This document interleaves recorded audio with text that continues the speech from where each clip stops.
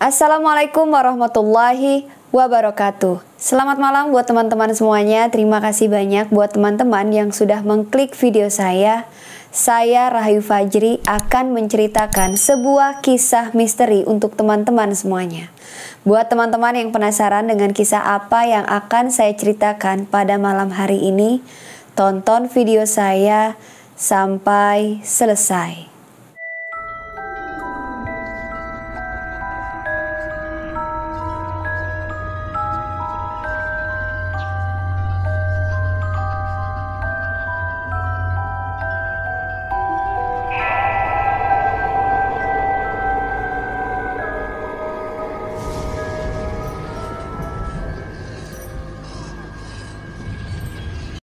Pada malam hari ini kembali saya akan menceritakan sebuah kisah misteri yang saya dapat dari salah seorang tetangga saya waktu saya masih tinggal di Jakarta. Jadi sebenarnya kisah ini baru diceritakan oleh beliau beberapa hari yang lalu pada saat saya bertemu kembali ya dengan tetangga saya tersebut. Kejadiannya terjadi di Jakarta, di ibu kota pada tahun 1980-an.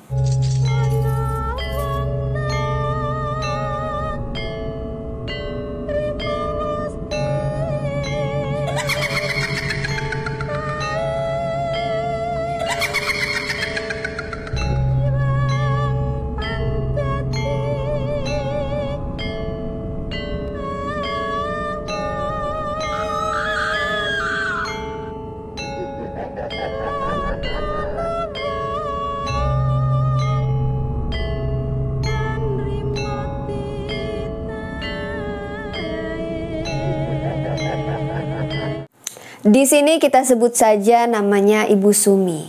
Jadi Ibu Sumi ini tinggal di sebuah rumah kontrakan bersama anak tunggalnya. Ibu Sumi ini belum lama ditinggal pergi selama-lamanya oleh suaminya. Jadi pada saat itu Ibu Sumi ini hanya tinggal berdua dengan anaknya saja di rumah kontrakan sederhana di ibu kota. Ibu Sumi ini memiliki anak tunggal yang bernama Yudi. Dan Ibu Sumi ini pekerjaannya adalah pembantu rumah tangga yang tidak terlalu jauh ya. Dia bekerja ini dari rumah kontrakannya. Dan Ibu Sumi juga bekerja itu sehari di dua rumah sekaligus. Jadi satu hari dia memiliki dua bos. Dari pagi sampai siang dia bekerja di rumah Pak Indra. Sedangkan dari siang sampai sore ia bekerja di rumah bosnya yang satu lagi bernama Ibu Dara. Kepribadian dari Ibu Sumi sendiri ya teman-teman, jadi dipandang oleh tetangga-tetangganya itu adalah sosok pribadi yang baik. Ibu Sumi ini ramah sama tetangga, nggak sombong, terus juga berbaur sama tetangganya. Pokoknya sosialisasinya itu dengan lingkungan sangat baik. Dan di tempat pekerjaannya pun juga para bos-bosnya ini tadi juga sangat menyukai Bu Sumi. Karena memang Bu Sumi ini rajin dalam bekerja, terus juga nggak malas. Dan yang paling terpenting ya, maksudnya yang paling disukai sama bosnya Bu Sumi ini adalah Ibu Sumi ini adalah sosok yang jujur. Pada suatu hari, jadi Bu Sumi ini mau berangkat kerja.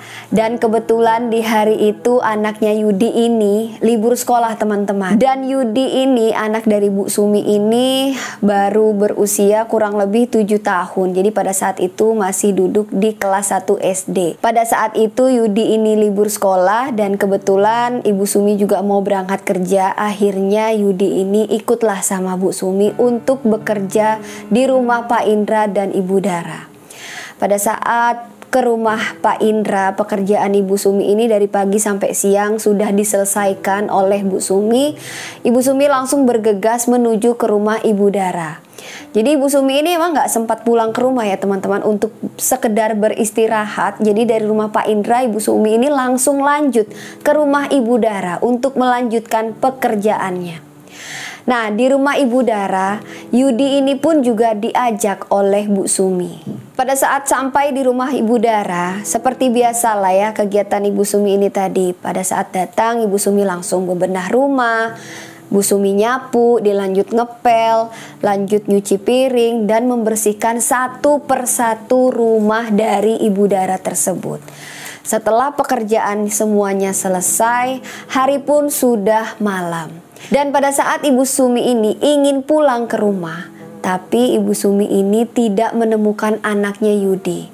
Dia sudah berusaha mencari kemana-mana di setiap sudut rumah, tapi Ibu Sumi ini nggak ketemu sama anaknya Yudi. Jadi setelah berusaha mencari kemana-mana, akhirnya Ibu Sumi ini menemukan anaknya di lantai 2 di rumah tersebut, di sebuah kamar yang belum pernah Ibu Sumi masuki sebelumnya.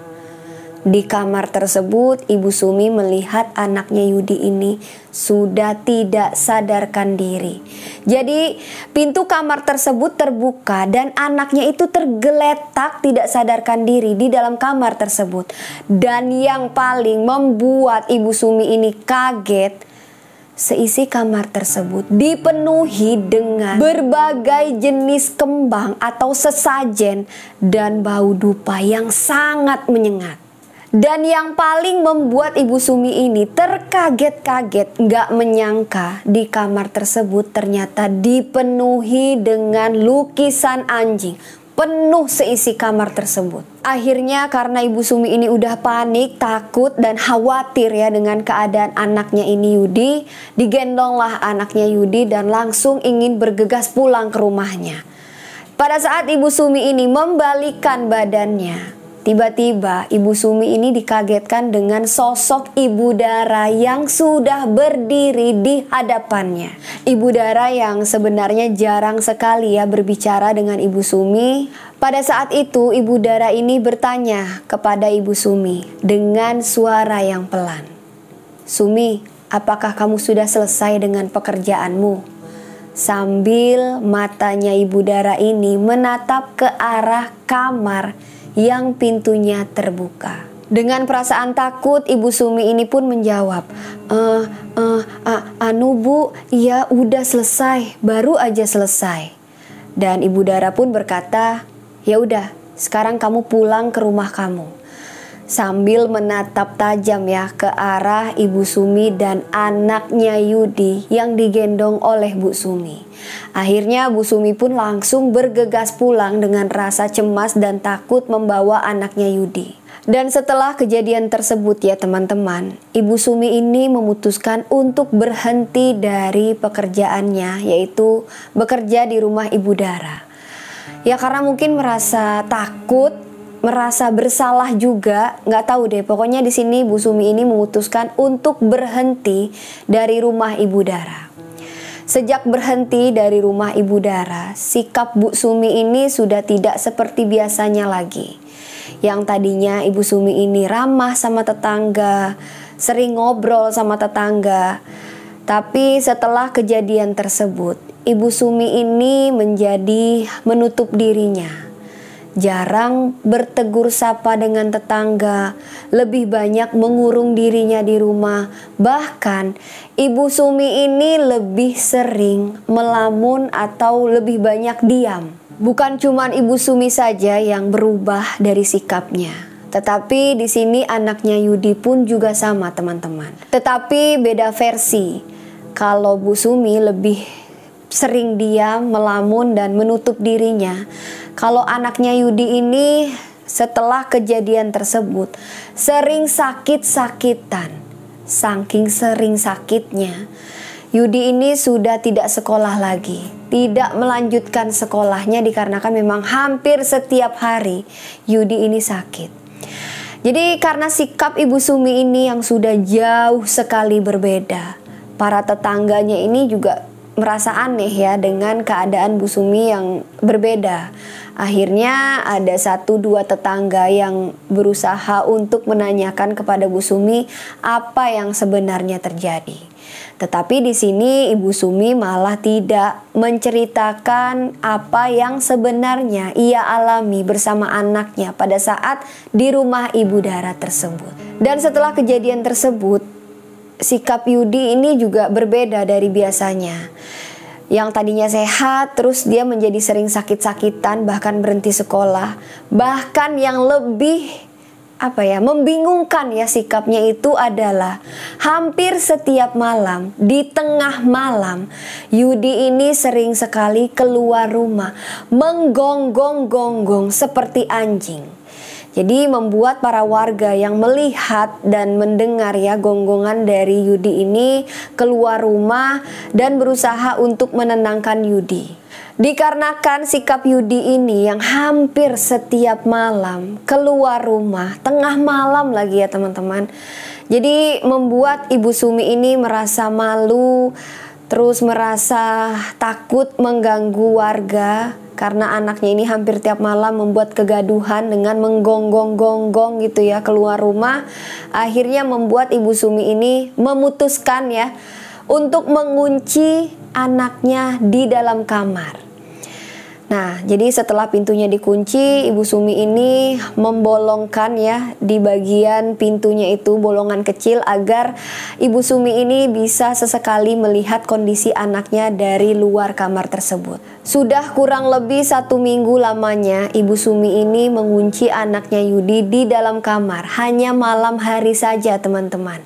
Kalau misal siang hari Ibu Sumi membuka pintu kamarnya dan Yudi ini juga nggak bisa ngapa-ngapain, hanya tergeletak aja di tempat tidurnya.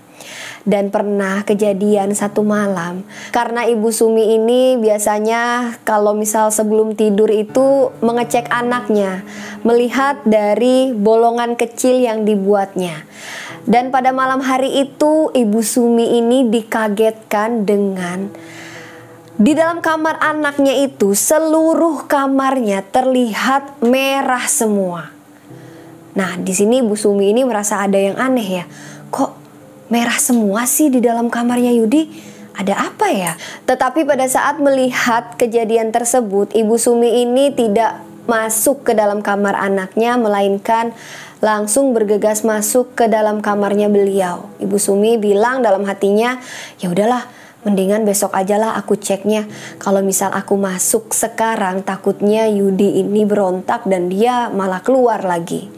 Jadi setelah keesokan paginya, Ibu Sumi ini langsung bergegas untuk mengecek ke dalam kamar anaknya Yudi.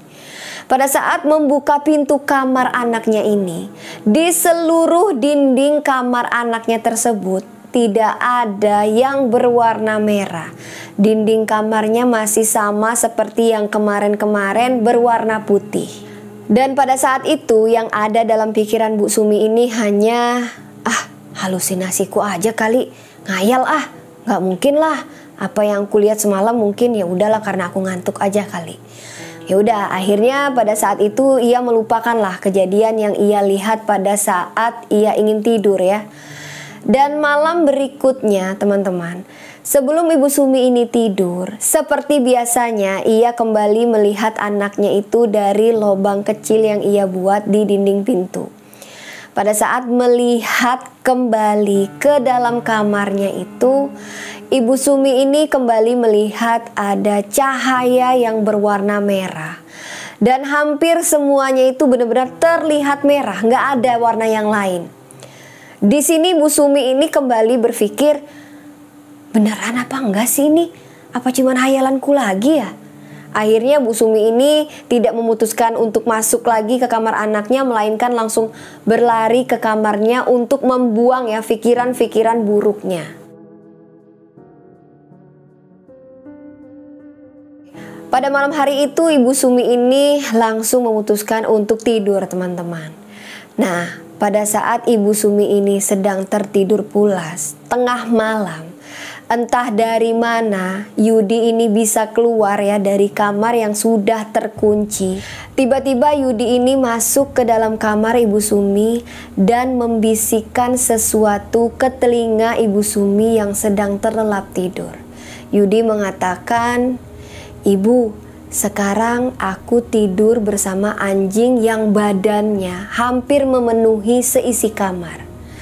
Dan yang lebih aku sukai adalah anjing itu memiliki mata yang sangat merah." Setelah mengatakan hal tersebut, tiba-tiba Yudi ini pingsan persis di sebelah tubuh Ibu Sumi. Ibu Sumi yang tiba-tiba terbangun dan mendengarkan ya apa yang dikatakan oleh anaknya tersebut, tiba-tiba seluruh tubuhnya bergetar dan benar-benar lemes. Ibu Sumi nggak bisa lagi berkata apa-apa mendengarkan apa yang baru saja ia dengarkan dari anaknya tersebut. Jadi ternyata selama ini pada saat Ibu Sumi ini mengintip ke dalam kamar anaknya, anjing yang di dalam kamar anaknya tersebut ikut mengintip dari dalam kamar. Itulah mengapa sebabnya pada saat Ibu Sumi ini melihat dari lubang kecil itu hanya terlihat warna merah, tidak ada warna yang lain. Ternyata pada saat itu Ibu Sumi ini melihat mata merah dari anjing tersebut. Semakin hari kondisi dari Yudi ini sudah semakin parah, teman-teman. Jadi Yudi ini sudah mulai tidak mau makan, apapun itu ya, udah nggak mau makan lagi. Dan yang lebih parahnya, hampir setiap malam Yudi ini sering kali berteriak dengan suara yang sangat kencang, membuat para warga yang mendengarkan itu merasa ketakutan, khawatir, akhirnya mencoba mencari tahu dan masuk ke dalam rumah Ibu Sumi, langsung menanyakan kepada Ibu Sumi apa yang sebenarnya terjadi. Lagi-lagi di sini Ibu Sumi tidak menceritakan apa yang sebenarnya terjadi, melainkan menutupi semuanya. Dan pernah suatu hari Ibu Dara ini datang ke rumah Ibu Sumi. Pada saat datang ke rumah Ibu Sumi melihat kondisi Yudi, Ibu Dara di sini hanya tersenyum tipis. Dan pada saat itu Ibu Sumi ini memohon kepada Ibu Dara untuk membantu menyembuhkan anaknya Yudi. Dan pada saat itu Ibu Dara ini hanya berkata kepada Ibu Sumi bahwa anjing peliharaan miliknya sangat menyukai anaknya Yudi. Bahkan anaknya Yudi ini ingin dibawa pergi oleh anjing peliharaan Ibu Dara tersebut. Pada saat mendengar perkataan dari Ibu Dara, di sini Ibu Sumi ini benar-benar sangat emosi. Akhirnya Ibu Sumi ya dengan kemarahannya mengusir Ibu Dara dari dalam rumahnya. Ibu Dara yang diusir oleh Ibu Sumi pun akhirnya pergi meninggalkan rumah Ibu Sumi. Di sini Ibu Sumi ini masih menyimpan tanda tanya besar kepada Ibu Dara. Ibu Sumi ini udah sangat frustasi ya melihat kondisi kesehatan dari anaknya Yudi. Akhirnya Ibu Sumi ini berikhtiar membawa anaknya berobat kemana-mana. Akhirnya Bu Sumi memutuskan untuk membawa anaknya berobat ikhtiar ke rumah Pak Ustadz. Dan ternyata hasilnya sangat di luar dugaan. Yudi ini udah gak bisa disembuhkan dikarenakan ruhnya ini sudah dibawa oleh sosok siluman anjing yang benar-benar menginginkan Yudi. Ibu Sumi yang sudah panik dikarenakan melihat kondisi anaknya, ditambah lagi sudah dibilang tidak bisa disembuhkan. Akhirnya Ibu Sumi memutuskan untuk datang kembali ke rumah Ibu Dara, kembali meminta pertolongan, kembali memohon, kembali meminta bantuan agar anaknya Yudi ini bisa disembuhkan. Dan lagi-lagi di sini Ibu Dara mengatakan kepada Ibu Sumi, "Kamu sekarang ikhlaskan saja anakmu Yudi, karena jiwa anakmu sudah dibawa pergi oleh anjing peliharaan saya." Akhirnya Ibu Sumi yang mendengar perkataan dari Ibu Dara ini benar-benar sangat panik dan emosi.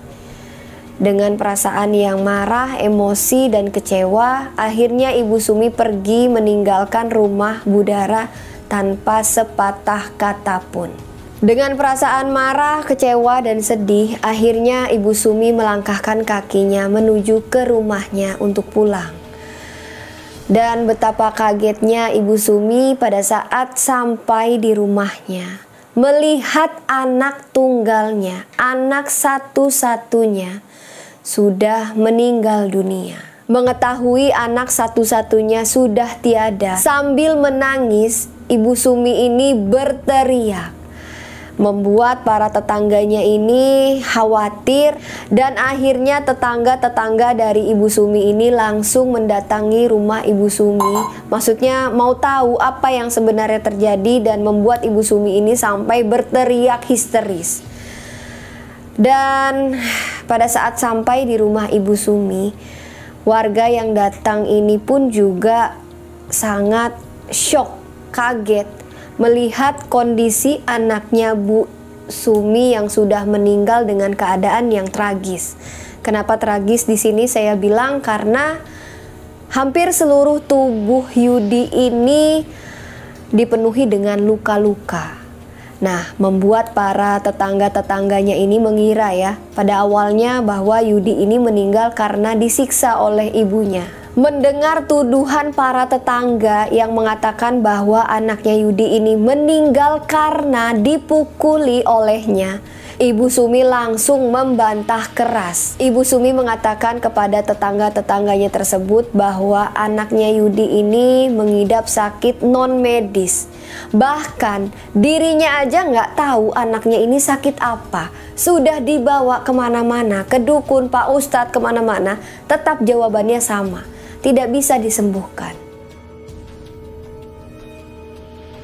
Dan ada juga salah satu warga yang bilang bahwa Yudi ini jangan-jangan kena guna-guna, santet atau apa. Dan ada juga yang bilang, oh jangan-jangan dijadiin tumbal pesugihan lagi tuh anaknya. Jadi banyak lah ya berita miring, rumor yang enggak-enggak mengenai Yudi yang meninggal secara tragis pada saat itu. Akhirnya para warga pun meredam berita-berita buruk mengenai anaknya Bu Sumi dan membantu Ibu Sumi untuk mengantarkan Yudi ke peristirahatan terakhirnya. Pada saat pemakaman Yudi, tak kuasa Ibu Sumi ini membendung air matanya. Sudah nggak bisa lagi tertahankan air matanya keluar. Dan Ibu Sumi mengatakan ya di dalam hatinya bahwa aku sekarang tinggal sebatang kara. Orang-orang yang aku sayangi semuanya sudah pergi meninggalkanku. Ibu Sumi berusaha untuk menguatkan dirinya sendiri dan melanjutkan kehidupannya. Hari demi hari berlalu. Ibu Sumi yang pada saat itu masih sangat menyimpan dendam kepada Ibu Dara. Namun di sini Ibu Sumi harus menjalankan kehidupannya. Jadi setiap hari aktivitas Ibu Sumi ini sudah mulai dijalankannya seperti biasanya. Dari pagi sampai siang Ibu Sumi masih bekerja di rumah Pak Indra. Namun biasanya kan dari siang sampai malam Ibu Sumi ini bekerja di rumah Ibu Dara. Setelah anaknya sakit, pada saat anaknya sakit, Ibu Sumi sudah memutuskan tidak lagi melanjutkan pekerjaannya di rumah Ibu Dara. Jadi setelah selesai bekerja di rumah Pak Indra, Ibu Sumi langsung pulang ke rumahnya. Dan selang beberapa minggu dari meninggalnya Yudi, Ibu Sumi dimimpikan oleh anak tersayangnya tersebut. Di dalam mimpinya, Ibu Sumi melihat anaknya Yudi ini disiksa, dipukuli oleh sosok anjing yang sangat besar. Namun di sini hanya kepalanya saja yang menyerupai anjing, namun badannya itu menyerupai manusia. Sontak Ibu Sumi ini langsung menghampiri anaknya, ingin menolong anaknya, ingin membawa anaknya pergi jauh-jauh gitu ya dari sosok anjing siluman tersebut. Tetapi pada saat Ibu Sumi ini berusaha untuk mendekati anaknya Yudi, Yudi ini semakin menjauh dari dirinya. Jadi hanya bisa melihat Yudi dari kejauhan saja Ibu Sumi tanpa bisa membantu anaknya. Seketika Ibu Sumi hanya bisa menangis, meratapi, melihat anaknya yang dibawa pergi oleh sosok anjing siluman tersebut. Keesokan harinya setelah Ibu Sumi ini bangun dari tidurnya, Ibu Sumi ini benar-benar ya melihat mimpinya itu benar-benar seperti nyata. Benar-benar Ibu Sumi yang berada di situ ya pada saat itu. Akhirnya Ibu Sumi ini benar-benar terfikirkan Sepertinya anaknya Yudi ini ingin menyampaikan sesuatu atau ingin memberikan pesan namun tidak bisa tersampaikan. Akhirnya setelah Ibu Sumi ini berpikir dengan keras, dan Ibu Sumi memutuskan untuk bekerja kembali di rumah Ibu Dara. Ibu Sumi memutuskan untuk kembali bekerja di rumah Ibu Dara ini sebenarnya ingin mencari tahu apa yang sebenarnya Ibu Dara sembunyikan selama ini.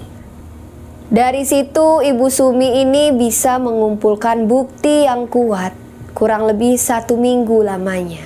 Setelah 1 minggu Ibu Sumi ini mencari tahu apa yang sebenarnya terjadi. Akhirnya di sini Ibu Sumi mengetahui semuanya.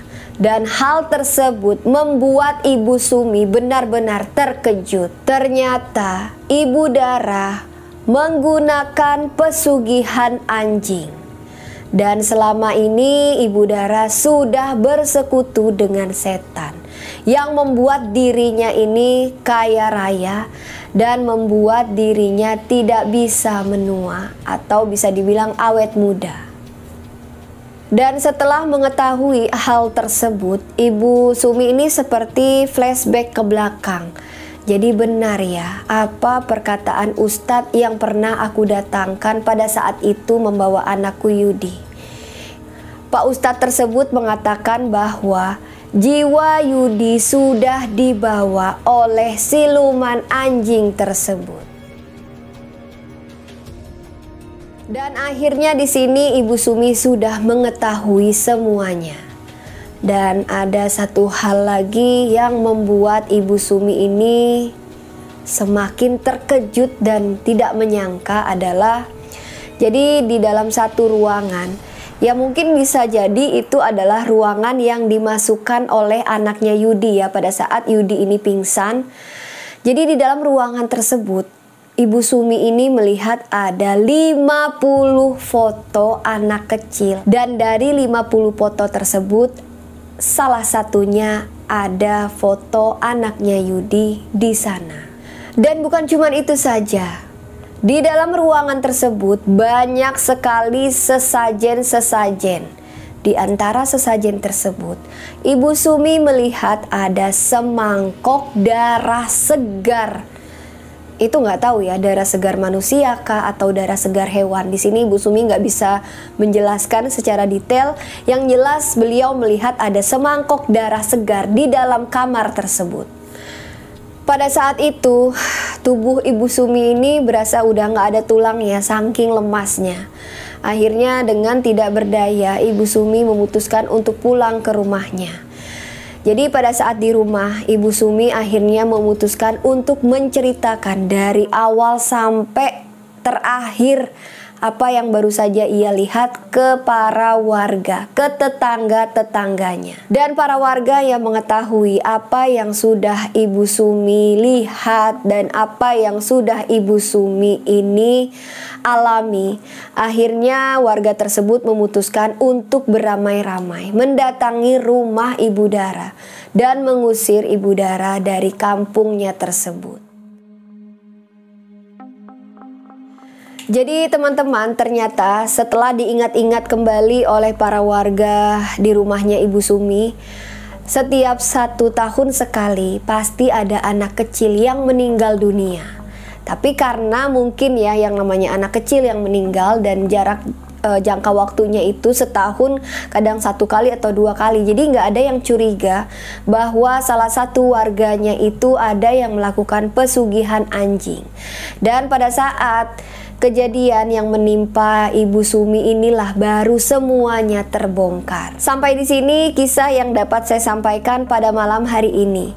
Saya mengucapkan terima kasih banyak buat Ibu Sumi yang sudah mengirimkan cerita ini kepada saya. Walaupun cerita ini disampaikan oleh anaknya, karena setelah itu Ibu Sumi ini kembali menikah dan alhamdulillah sudah kembali memiliki anak, dan anaknya pun juga cuman satu-satunya pada saat ini. Terima kasih banyak buat Ibu Sumi, semoga sehat selalu. Dan buat teman-teman yang mendengarkan kisah ini, Sekali lagi saya ingatkan, saya tekankan, jangan pernah mencoba atau berniat untuk melakukan pesugihan. Nauzubillahi min zalik. Jadi saya tidak akan ya teman-teman membalas DM teman-teman atau membalas komen teman-teman yang berhubungan dengan pesugihan. Di sini saya hanya ingin membagikan pengalaman teman-teman yang pernah melakukan atau mengetahui tentang pesugihan agar teman-teman yang mendengarkan kisah ini tidak terjerumus dengan pesugihan. Karena apa? Yang namanya bersekutu dengan setan, dengan jin, tidak ada yang gratis. Semuanya pasti dibayar dengan nyawa. Hati-hati. Kalau mau kita kaya, kita mau mendapatkan uang, salah satu caranya hanya berdoa kepada Yang Maha Kuasa dan yang paling penting berusaha. Buat teman-teman yang mau mengetahui kehidupan sehari-hari saya memiliki satu akun YouTube lagi bernama Daily Rahayu Fajri. Nanti linknya saya sematkan di kolom komentar. Mohon bantu untuk di support, di subscribe channelnya supaya channelnya semakin berkembang. Dan buat teman-teman yang mungkin baru bergabung di channel saya juga jangan lupa diklik tombol subscribe, nyalakan juga loncengnya supaya teman-teman tidak ketinggalan apabila saya mengupload video terbaru yang memiliki kisah misteri dan ingin dibagikan di channel YouTube saya. Boleh DM ke Instagram saya Rahayu_Fajri. Sekali lagi saya Rahayu Fajri, mohon maaf apabila terdapat kekurangan di dalam video saya kali ini. Saya Rahayu Fajri pamit undur diri. Wassalamualaikum warahmatullahi wabarakatuh. Jangan lupa selalu ada misteri di sekitar kita.